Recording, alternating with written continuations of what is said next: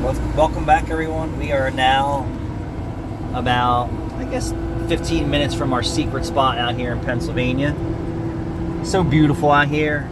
There is miles and miles and miles of still farmland here, cattle. It's just so beautiful out here. And I would suspect that the property taxes, and we're an hour-ish, hour and a half from Meineke, Cinnaminson. I'm sure the taxes are super affordable out here.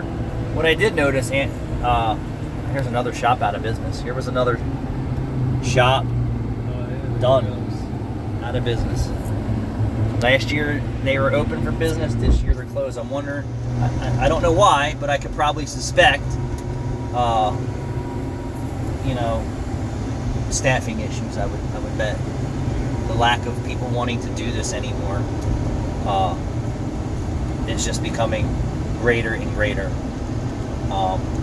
It's probably going to get to the point to where, and I already know this now, that dealers are struggling to get good help. You're going to have an influx of guys out of tech school, trade school, but it's going to take them years to get up to speed. Not up to speed for being efficient at what they do, up to speed of knowledge and experience, and a fast-paced and ever so changing environment. In the old days, really wasn't so advanced. I don't think advancements from the 80s, maybe 70s, 80s, and 90s really was not that drastic like it is today. And therefore, your knowledge, still had to be good at what you did. It's way different. For me, we're multi-manufacturer. So if you work for Honda and you're on the main line, that all you're doing is Honda. You're working on Hondas or Acuras. If you're in a used car department, you need to be diverse and multi-manufacturer and know your way around the car. And that's 20 or 30 different engines, depending on what that demographic and area pulls for trade-ins. So I would say your used car department, oh, here you go. Look how cute! Dude, they got the plow. Wow, old man-ish. But as the older guys like us retire and die off, look at this guy. On the bike, yeah. Corn for miles. So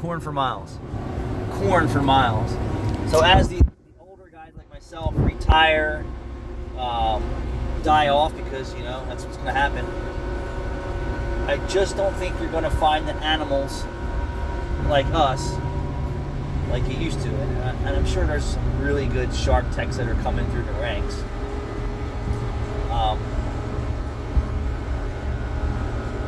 What's my thoughts? Some of these guys, who have a passion for what we're doing, are doing it for the love, and they enjoy it, but they want the rewards of money too. But it gets to the point, like, do I want to work in this nasty environment? I'm getting dirty. Customers' cars are skanky. The tools are expensive. The product knowledge and training is intense.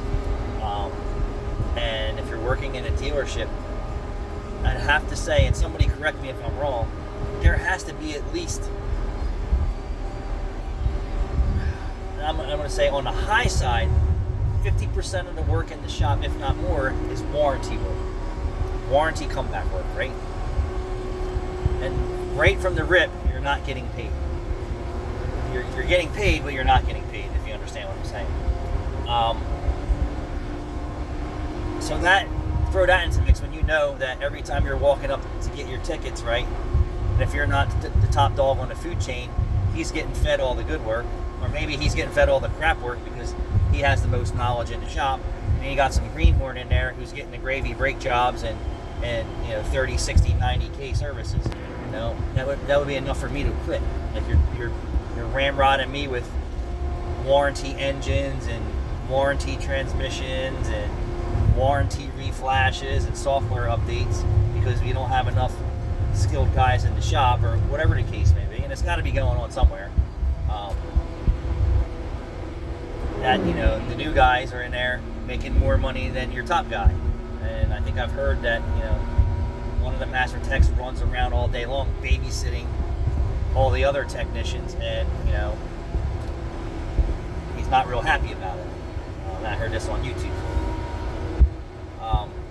And then severe internal engine issues going on with vehicles today,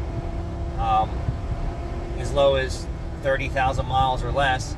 So you got Honda, you got Ford, started it with their 4-cylinder short block coolant consumption, no fix for it.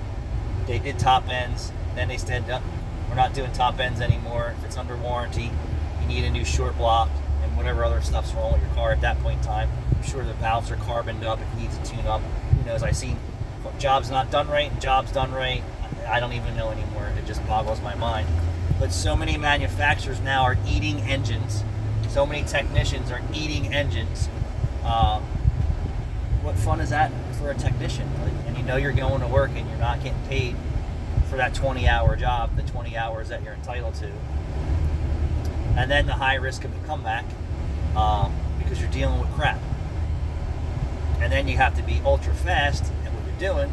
And then when you're ultra fast at what you're doing, sometimes there are mistakes.